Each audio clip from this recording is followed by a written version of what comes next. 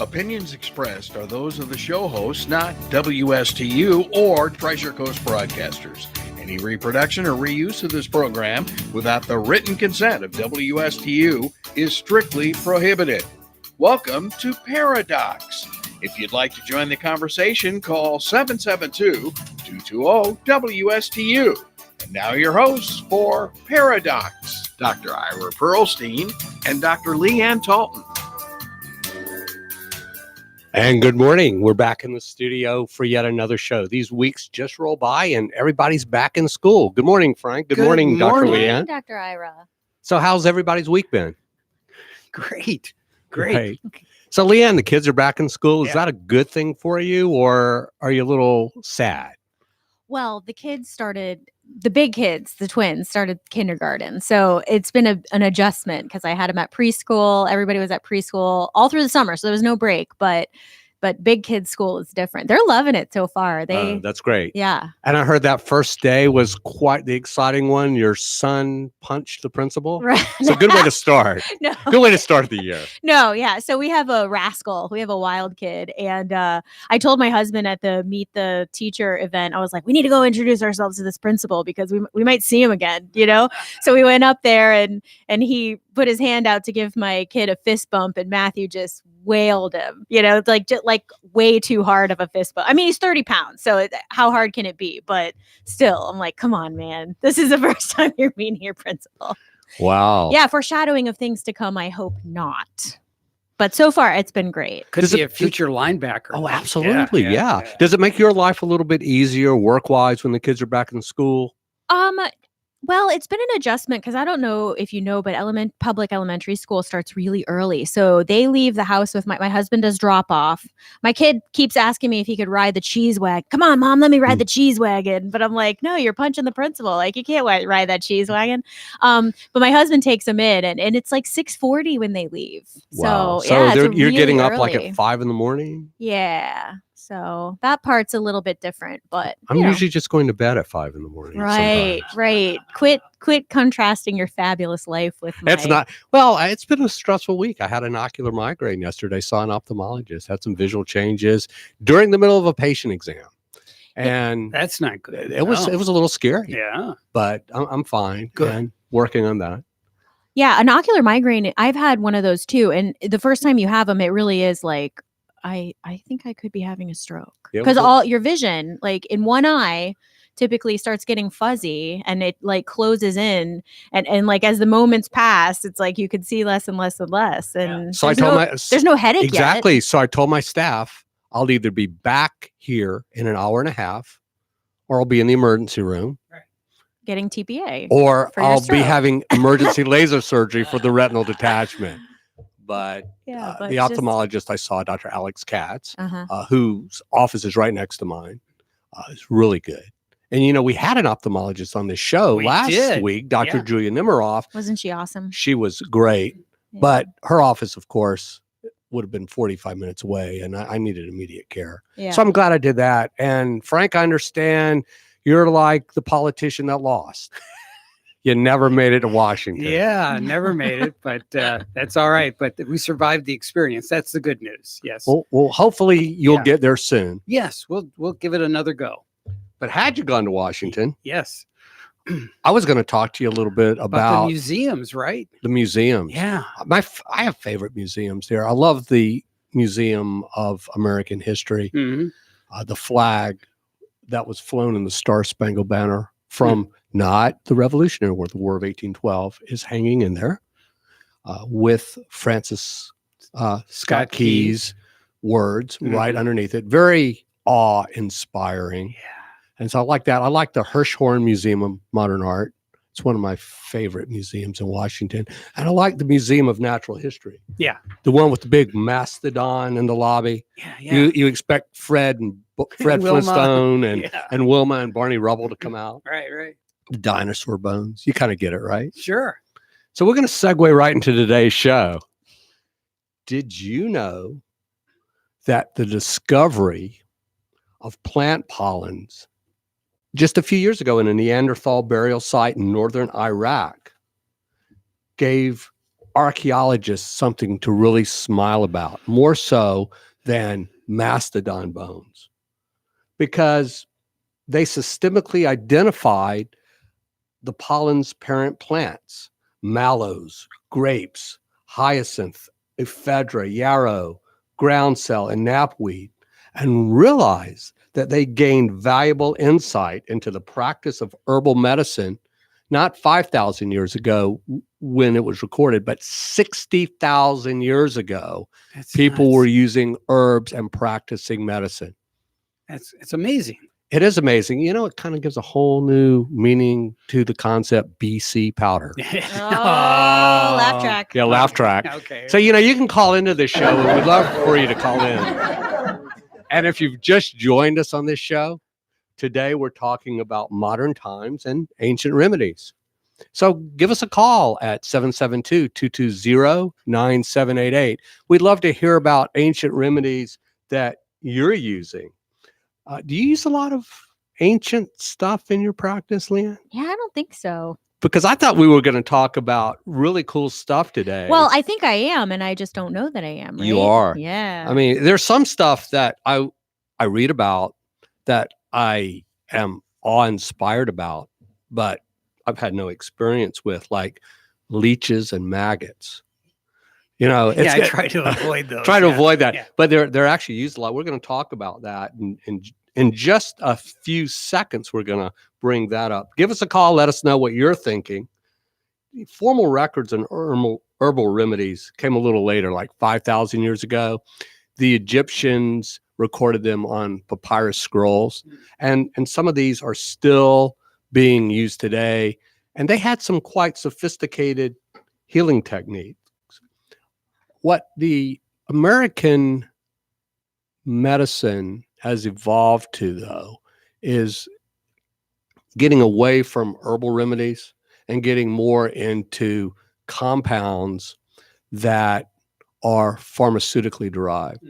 But what the public doesn't realize is that if you look at many of these compounds, they're derived from herbs and plants. And we have literally looked at on this planet about 0.5% of all the plants, and 25% of our pharmaceutical drugs come from this 0.5% of herbs that have been studied and derived. So if you go into a pharmacy and look on the shelf, quarter of the stuff that's there comes from 0.5% of all the plants that we have studied. So we've got a vast amount of stuff Yet undiscovered. It kind of great reminds me news. of a movie. Huh. Yeah, a good movie. Hmm. Rotten Tomatoes really rated it high. Okay. And the movie came out in 1992. The movie stars Sean Connery, not as James Bond, but as the medicine man. It may be one of my favorite movies. And I'm going to give you a spoiler alert for this movie, because this was the make and break scene of the movie. He was a medicine man in the Amazon. And of course, he had the hot babe who was a scientist. You got to have that. Right. Yeah. But what they discovered was that these natives had these large tumors, probably some form of lymphoma. And they would eat this fruit from this tree that would literally shrink these tumors. Wow. And he tried to take this fruit and find the parent compound that was shrinking the tumors, because the big bad pharmaceutical industry wanted to monopolize on it. And that was kind of one of the sidebars of the whole movie. And this fruit was filled with bugs. So he would get the bugs out. He could never discover the parent compound until the end of the movie, because it wasn't from the fruit. It was from the bugs. Yeah. It was from the bugs. And it was the bugs' enzymes that were shrinking the tumor and not the fruit. So in 1992, Sean Connery, Medicine Man. If you're really into herbal medicine, cool stuff with Sean Connery, the Amazon, it's a good movie. Yeah, you should watch it. All right. Yeah. Yeah, it's really cool. But around the world, ancient remedies are providing a lot of inspiration for modern scientists. And many of these healing techniques have been practiced for thousands of years, and they do work. But only in recent years have scientists validated the medical use of many healing herbs used by our forebears, including garlic, echinacea, ginkgo or Ginkgo biloba. And those plants really only comprise just a fraction of what we've looked at. So if you look at ancient Egyptian physicians, they treated a wide variety of medical conditions, everything from gynecologic disorders to pediatric illnesses. They even did some surgery in ancient Egypt. And what's amazing is that the patients actually lived. So doctors recorded these experiences on papyrus scrolls, and those scrolls still exist. And many of their prescriptions, not surprisingly, were based on these herbal preparations. So I don't use a lot of this in my practice. And when I did my research for this show, I said, is this plagiarism or is this research? And I came across a quote by Wilson Meisner, a famous playwright and author from a few years back. And that quote was actually stolen by the comedian Stephen Wright, the deadpan comedian. And the quote is, if you steal from one author, it's plagiarism. But if you steal from many authors, it's research. So I'm going to share with you today some of my research. Dr. Leanne. Yes, Dr. Ira. Have you ever heard of Dr. 2UU? No, I have not. Yeah, I hadn't either. But Dr. 2UU actually won the Nobel Prize for Medicine because she discovered a breakthrough drug after pouring over 2,000 ancient herbal remedies and recipes. And she discovered the anti-malarial drug artemisinin. That's artemisinin, artemisinin. And it's derived from wormwood. And it's been credited with saving millions of lives from people who develop malaria in some of the underdeveloped countries. Artemisinin comes from wormwood. Now there's an alcohol that also comes from wormwood. Anybody know what it is? No. They use it in New Orleans a lot. It's referred to as the green fairy because it causes hallucinations, and it's absinthe. Huh. So absinthe is also derived from wormwood. And so I don't know whether if you drink enough absinthe, if it will treat malaria or not, because it probably doesn't have Will enough you even care artemisinin at the in end? it. But at the end, you don't care. And they're absinthe bars. And why they call it the green fairy is because absinthe is white, but when you pour it over ice, it changes color, and it actually does turn green. So there's a famous New Orleans drink. Have you been to New Orleans? I have. Have you been to New Orleans? No. Okay, you've got to travel more. I keep trying. You've actually got to make it there. Okay. I keep trying. So there's a famous New Orleans drink called the Sazerac. All right. You've heard of Sazerac? No. No? Well, Sazerac is a famous drink in New Orleans, and it's made from absinthe. If you've just joined us, we're talking about ancient times in the modern day era, ancient remedies in the modern day era. And we'd love for you to call in. So give us a call. Let us know what you're using or what your mom or grandmom might have used on you. So Dr. 2UU's discovery of this artemisinin was great. So we know now that from opium and poppies, in fact, it's interesting because when they do a lot of drug testing in people applying for new jobs, and if you've just had a poppy seed bagel, you can test positive for heroin. That was definitely a Seinfeld. But it's true. They did have that on Seinfeld. Yes. But I've had patients actually test positive for opium or heroin because they had a poppy seed bagel for breakfast. So if you're going to be drug tested, don't have breakfast at 2J's. Right. Okay. So from opium and poppies to quinine, and quinine is used for treating heart arrhythmias. They used to use it for muscle cramps, but they took it off the market. For muscle cramps? Yeah, because it was causing cardiac issues. Ooh. But I used that for a long time. And, quinine is the active ingredient in tonic water also. Right, yeah. And that comes from the cinchona tree.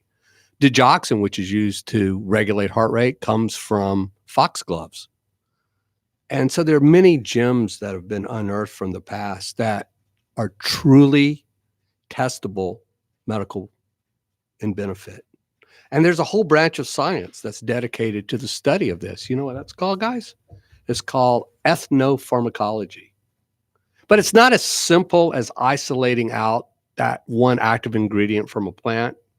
So apart from the fact that a lot of these plants grow naturally, they're poisonous. So they make useful drugs in a population that requires planting and sufficient raw material to extract the poisons out and get to the actual ingredient that works. So what we have to do is actually develop new strategies, and considering that we treat large population groups, decide what's really important. Yeah, because some of these plants that they're using are actually endangered, right? So then there's some issue with that where we, can wipe out entire populations of plants just trying to treat our large number of people. Right. And a lot of them are derived in rainforest, and the rainforests are shrinking for overdevelopment. For instance, milkweed. Milkweed has a white sap in it, and it's a good treatment for treating warts and maybe sunspots. So milkweed, though, is the larval plant for monarchs, right? Yes. And you know that's one of the reasons why monarchs are able to stay alive is because they're so bitter and toxic to predators because they're eating milkweed sap. Yeah. Right. But now they're using milkweed sap to eliminate skin cancers and treating skin cancers with that, which might work well. So what I'd like to do is talk about 5 old remedies that we're still using today that are healing us. And the first is kind of frightening, and it's almost from a horror movie. Really? Yeah, it's leeches. Ooh. Yeah, leeches. Leeches are bloodsuckers. Yeah. Right? It reminds me of that movie, The African Queen, I think. Mm-hmm. He was complaining about the leeches that were all over it. Yeah. The old Humphrey Bogart. Humphrey Bogart movie, I've been on the boat, the African Queen. It's down in Key Largo at mile marker 100. Okay. Have you seen the actual boat that was used in that movie? I think I did. It's worth stopping there. The Holiday Inn at mile marker 100. It's right there in the canal. Yeah. Maybe you'll actually get there. What do you think? Yeah. So leeches are actually one of the more civilized methods of bloodletting. And the reason why leeches work so well is because leeches have an anticoagulant in their systems, which take blood clots and liquefy them, and then they can suck out the old blood. They've used leeches for thousands of years. Mm-hmm. Hippocrates believed in the use of leeches, and he believed that if there was a balance or an imbalance in what they used to call the body humors, and the humors are chemicals or fluids, not laugh tracks. Oh. Like you're going to play in a sec. Black bile, yellow bile, and phlegm. Right. Okay. And so if you use leeches, this would cause that. And the best way to correct this was to drain the excess blood. Killed George Washington. Yeah. George Washington died at, I think he was like 66 years old, which was considered old back then, because they bloodlet him and he bled to death. Right. He actually had scarlet fever, is what he had. And it would have probably resolved on its own, but they bled him to death. Yeah. And so they would do that to get rid of the body humors. So what do they use them for now? Well, they use it mainly in plastic surgery and in microsurgery where there's poor tissue healing, in facial grafts or breast surgeries where there's not really good blood supply.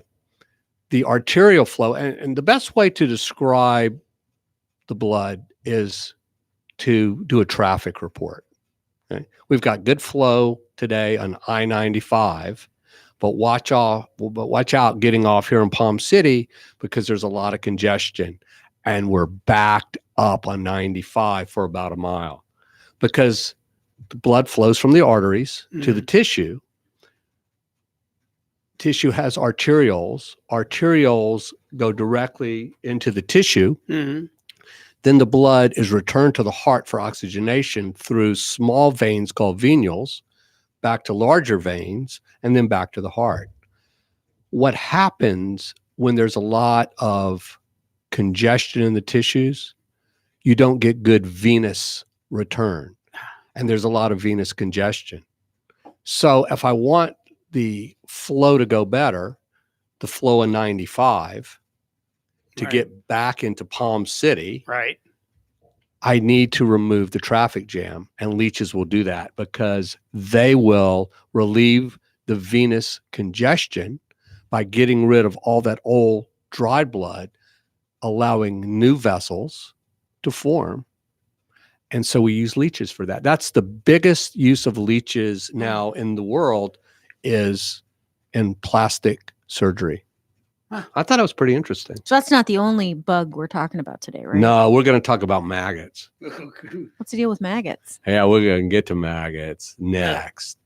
You know, the Center for Leech Therapy, they actually have a Center for Leech Therapy. It's in England, it's in Wales. And the UCLH, which is the University College of London Hospital System, use these, let's call them bloodthirsty worms, to drain excess blood after microsurgery all the time. And so if you really want to learn about leeches, just do a little research on University College of London hospitals and their use of leech therapy. I thought it was pretty cool.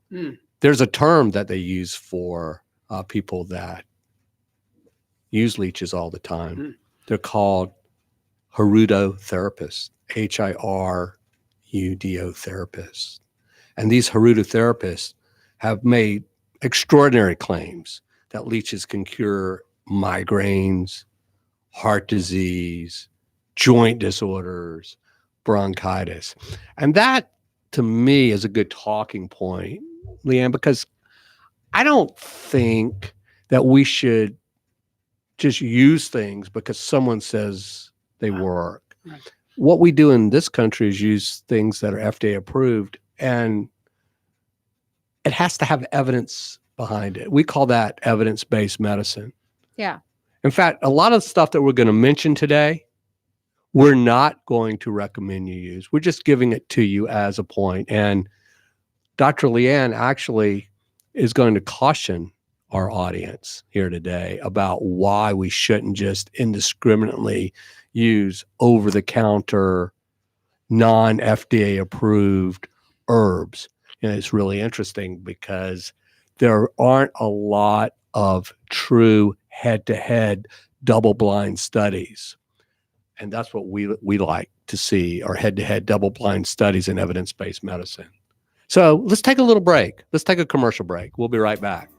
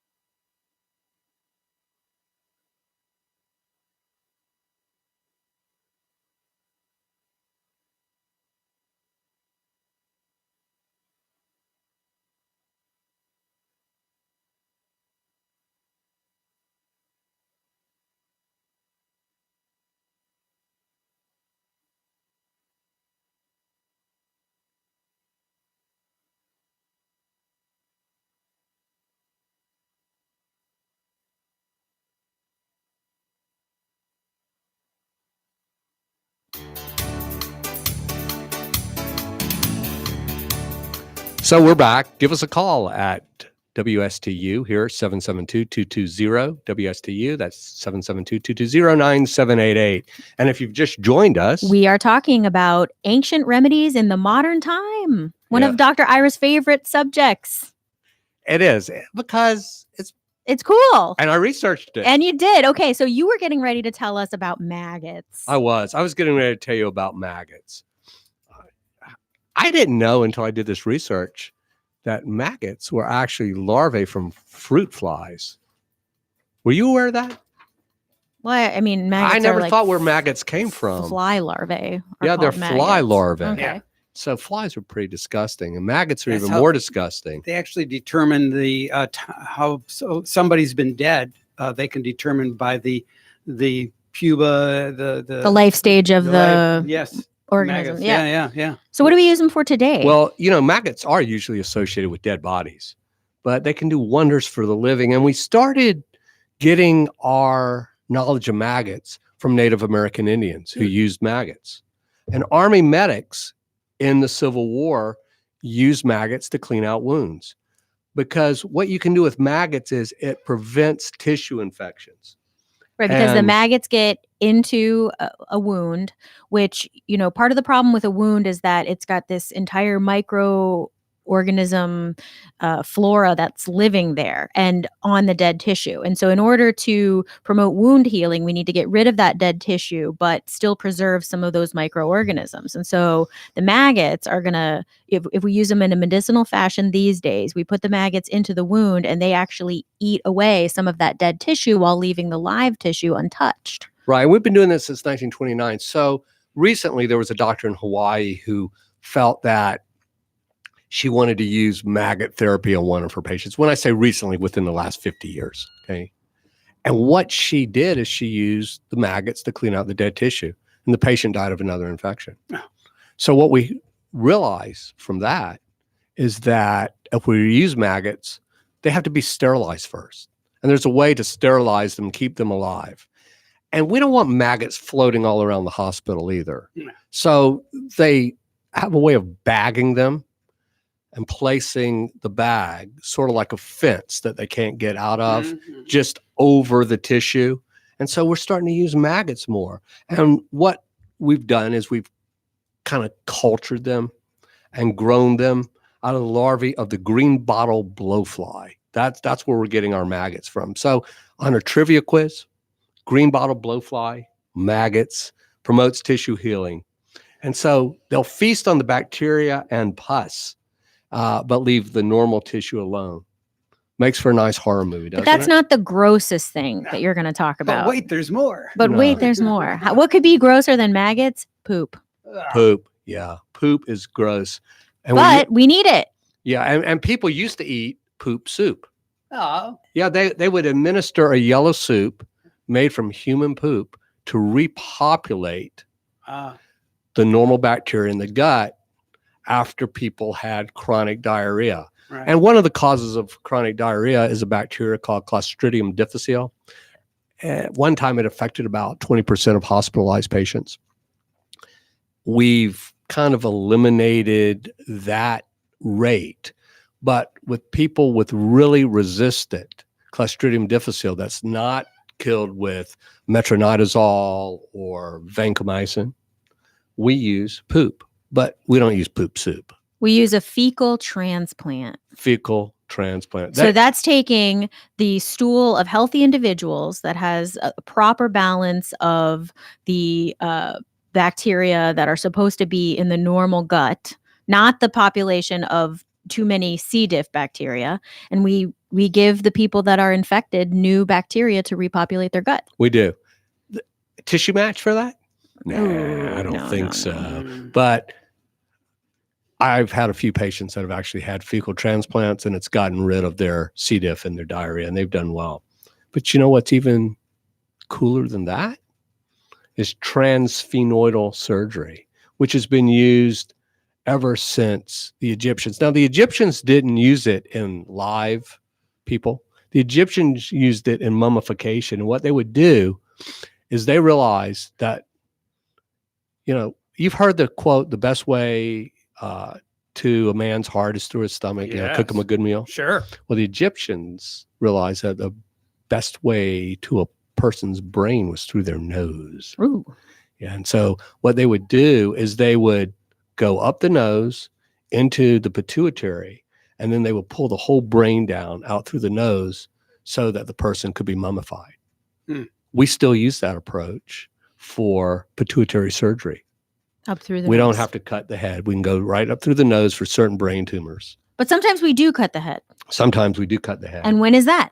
Trepanation? Aha. Trepanation, we're not just cutting the head, we're drilling holes in the head Oh. with ice picks. So this was an ancient technique.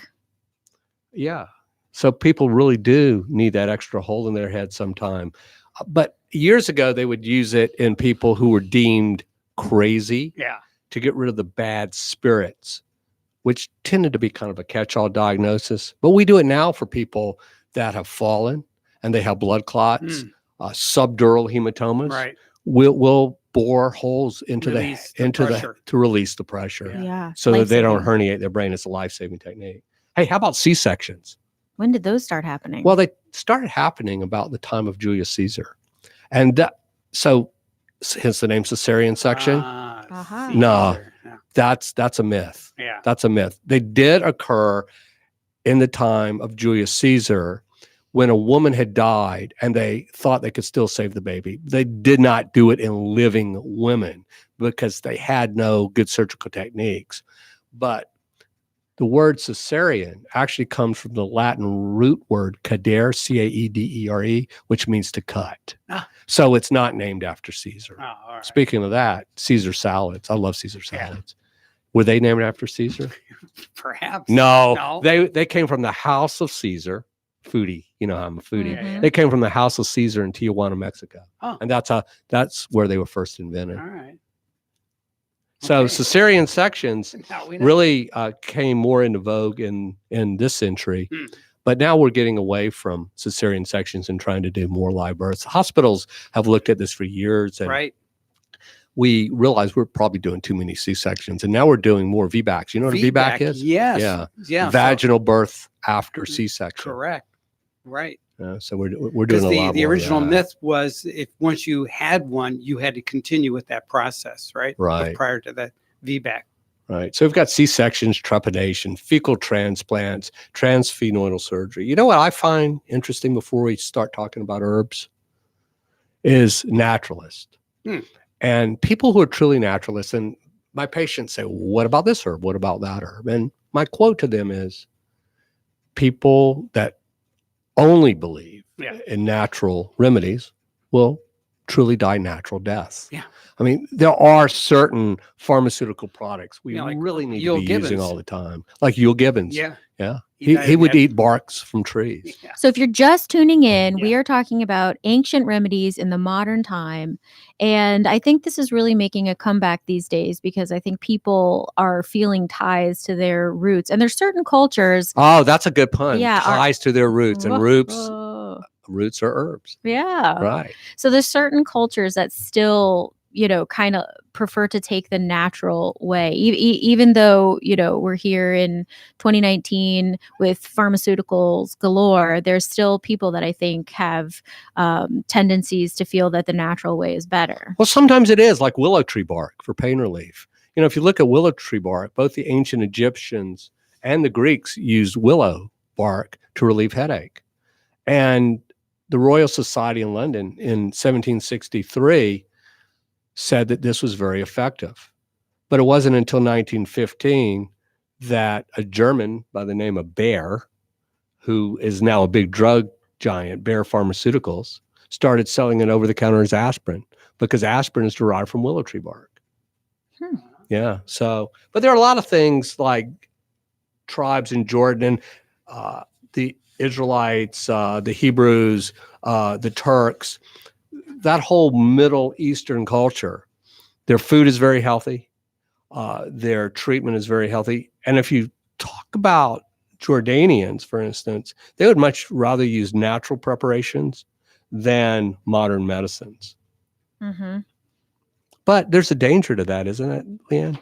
Well, yeah. I mean, so when we were preparing for this show, we were talking about, this phenomenon of people coming to their primary care doctor and asking for a natural way to treat their problems. And, this is bread and butter for what we do these days. Would you not agree, Ira, that a lot of people feel this urge to kind of go back and do what seems natural to them in this world where pharmaceuticals and our current medical culture seems very unnatural? natural to them. So, and I was reading and preparing for this show today, and had read a statistic that by 1997, it was estimated that there were 243 million more visits to alternative medicine providers than to primary care physicians. Isn't that astounding? That is astounding. Yeah. So I think it's safe Repeat to that number again. 243 million more visits to alternative medicine providers than to primary care doctors. We really need a holy caltrat for that.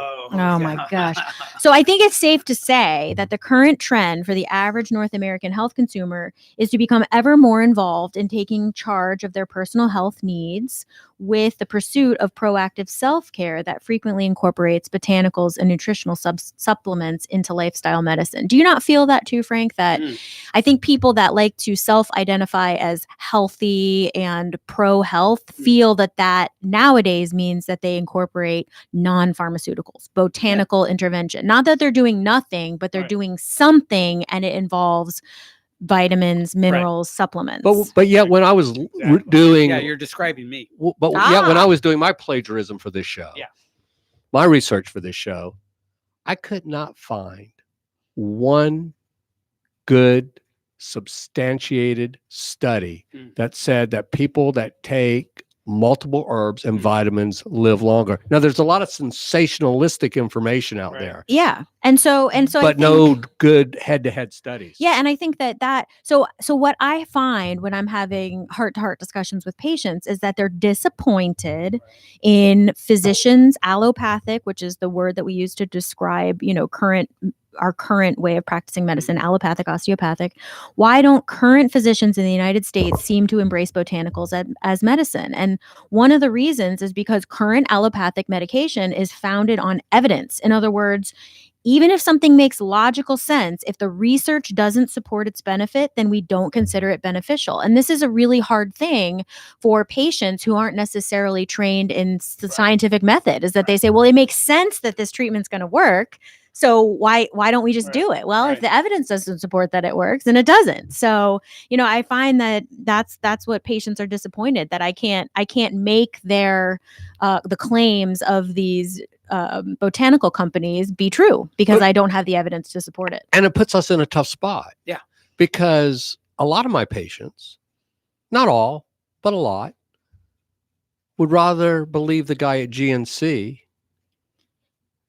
than us. Yeah. And so I think that distrust of the medical profession that has evolved over the last 20, 30 years, that distrust of the man, right? I think is maybe a larger distrust to big pharma. Oh, I agree. Well, there's a lot of myths that people like me are paid by big pharma. And I really wish that were true.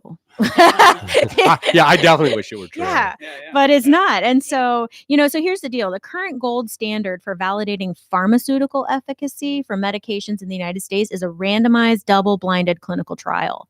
So this is a really big study. This is an extremely expensive study to do. Basically, we take people, we eliminate certain factors that would confound the evidence. So, we try to make them a uniform patient population. We randomly assign medication versus no medication, and then we study the outcome. And that's a very difficult study to do. And so, it takes a big pharmaceutical company to fund such a study, and they just don't have the money to do that for botanicals and things that aren't necessarily going to make the industry a lot of money. So botanical supplements in the United States are not required to abide by the same rules as pharmaceutical drugs. And so, they don't have to be FDA approved. No. And so therefore, each batch isn't regulated. Right.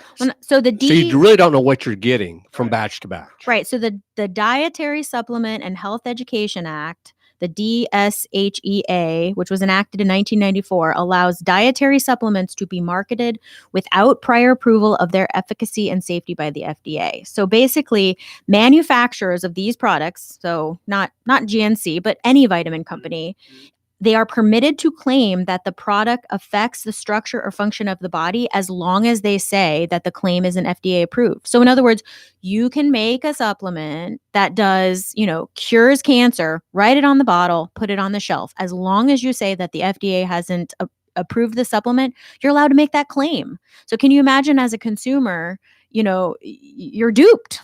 And can you imagine our frustration as doctors when a lot of these dietary supplements, Right. not drugs, dietary supplements, because that's the key word, dietary supplement, Right. does not have to be FDA approved, but they still interact with a lot of the medications we're using. Here's a perfect example. Let's say I have someone with cardiovascular disease and I have them on aspirin and Plavix. And now they decided that Ginkgo biloba was really good for memory loss. And the Europeans use a lot of Ginkgo biloba for memory loss. In France, for instance, Ginkgo biloba accounts for 4% of all prescription medications. And the herb comprises 1% of prescription sales in Germany, where it is licensed for the treatment of, quote, cerebral insufficiency, end quote. And it's used to treat problems ranging from impaired memory, dizziness, ringing in the ears, which is tinnitus. Some people pronounce it tinnitus, but it's really tinnitus. Tinnitus, okay. Headaches, nervousness, and anxiety. And in Europe, more than $500 million a year is spent on Ginkgo biloba. But did you know that Ginkgo biloba will interact with aspirin, with Plavix, with other blood thinners, and increase the likelihood of bleeding? So they don't tell you that. No, they don't. And so here's what's a challenge for us, right? Is that it's estimated that only 50% of people share honestly what natural products they're taking with their physician. So, it's not even playing field. Another issue that makes it difficult for us to translate these botanical medications into modern medicine is that the mechanism of preparation isn't the same. So if you ever watch like old movies and whatnot, they're delivering tinctures of things, right? Or teas of things. They're not taking, the pure form of something, grinding it up into a mega pill and taking it. And so this is what makes it difficult to do research on these botanical things, is that what we do is meta-analyses where we take little baby studies that have all said that garlic, for example, is helpful, and we compile it all into one big study. Well, this study used aged garlic, this study used fresh garlic, this study used oil of garlic, and are all those things the same? Probably not. So it's very difficult to take that evidence and say that conclusively a garlic pill is going to do the same thing that this study that used oil of garlic did. So that's one of the difficulties of translating what is good for us into a recommendation from your physician. And it makes it difficult to treat. I remember one of the first patients I had when I started private practice in the 1980s was an older lady. She must have been 80 at the time, and she wore a little vial around her neck. And I go, "What's in the vial?" She goes, "Tincture of opium." It was actually liquid opium. I said, "Can you even get that these days?" And she said, "Well, it's derived from poppies, and I get the tincture from an old school pharmacist up in New England." I said, "What do you use it for?" She goes, irritable bowel syndrome. It relaxes my gut. I said, "How much do you use?" She goes, "A couple drops, 2-3 drops. I just dose it accordingly." We can't do that stuff anymore. No. The FDA doesn't allow that. Our malpractice companies would red flags all over the place. And that's what makes our job very, very difficult sometimes. Another example is St. John's wort. It's W-O-R-T, not W-A-R-T. And I just want to let you know. Yeah. And it's used to treat depression. It's not something we've just discovered. And it's been used in Germany and Europe since ancient times. But it comes as a surprise to us here in the United States because we've chosen more to sever our roots to herbal medicine. But in Europe, they're still using a lot of St. John's wort. But what happens if a patient doesn't tell me they're using St. John's wort and comes in and they're depressed, and then I put them on another antidepressant or let's say a drug for Parkinson's, which might contain MAOI inhibitor. Mm-hmm. Does that interact with St. John's wort, and could that cause really bad problems? Absolutely, it can. So this field of study now in modern day medicine, there is a link, right? So here we are now at the beginning of things. We know that patients and consumers are begging us to reach into our past and to know more about the natural remedies for things. The bridge to this is what we now call integrative medicine. And so there are courses in modern day medical school. There are people that particularly specialize in integrative medicine, fellowships that you can do that train you how to responsibly take this information that's not to the degree of medical literature that we're used to and try to compile something safe for patients. But, my take on this right now is I always like to tell patients that I have a relationship with alternative medicine. I don't necessarily recommend it all the time, but I have a relationship with it. I know it's something that patients want to talk about. I know it's something that patients feel judged if they do kind of lean towards alternative therapies. I have to figure out a way to get along, even though it's not necessarily Right. So the what way do I you want was your trained. doctor to do? Those of you who are listening who aren't patients of mine or who aren't patients of Dr. Leanne's, you want your doctor to listen. You want your doctor to keep an open mind about this. You want your doctor to say, I'm not sure about that. Let me look that up for you. The problem with medicine today is We don't have enough time. we don't have enough time. Yeah. We don't have enough time. If the standard doctor out there is seeing 25 patients a day. And so with us in DPC medicine, when we're seeing 6 to 8 patients a day, we have time to look things up. We have time to do our research or plagiarism, if you will. Yeah. And get back to the patient and say, there could be a drug interaction here. Right. Well, actually, so our big beef with these supplements and whatnot not being FDA regulated. So one of the things that they have are these independent organizations that test dietary and herbal supplements and kind of give them a seal of a seal of approval. The thing of it is have you ever heard of the GMP, the Good Manufacturing Practices Seal of Approval? Have you ever heard of the NSF International, National Sanitation Foundation International Seal? No, you haven't. And so this is one of the problems, right? Is that patients are asking us to lend our medical expertise on whether or not their natural preparations are safe, but yet patients don't know anything about these organizations that They're not doing their own They're research. not. Right. And there's a lot of They're danger not. out there because, for instance, they've studied grapes. And we know that drinking a glass of red wine a day has been deemed healthy, may prevent heart disease. Why? Because grapes contain polyphenols and they contain tannins, but there's also a substance derived from grapes, pycnogenol. And I've had patients tell me, I'm going to stop my chemotherapy because pycnogenol cures cancer. Don't do that. Listen to your oncologist. Listen to your doctors. We did go to medical school. We did train. I think it's okay to add alternatives, to go on an organic-based diet as a secondary approach, but don't expect the miracle cure. Yeah, so I try to compile like my top 3, Dr. Leanne opinions on alternative therapies, and it's this. So number 1, I think that if you are on other prescription medications, I recommend against additional vitamins and herbal supplements unless specifically prescribed by a physician in order to avoid interactions, right? And that just makes common sense, Sure, right? If we are not studying these vitamins and supplements in true double-blinded randomized controlled trials, then we cannot speak to their safety combined with other pharmaceutical medications. And Right. typically people taking pharmaceutical medications have chronic disease states that are going to lead to, symptoms and whatnot. And if we have other medications or preparations on board, it's going to obscure our ability to identify problems. So that's my recommendation. If you're on other prescriptions, you probably should avoid these until the data is out there. Right. A good example is that feverfew for headaches because it causes vasoconstriction. Somebody has heart disease. The last thing you want to do is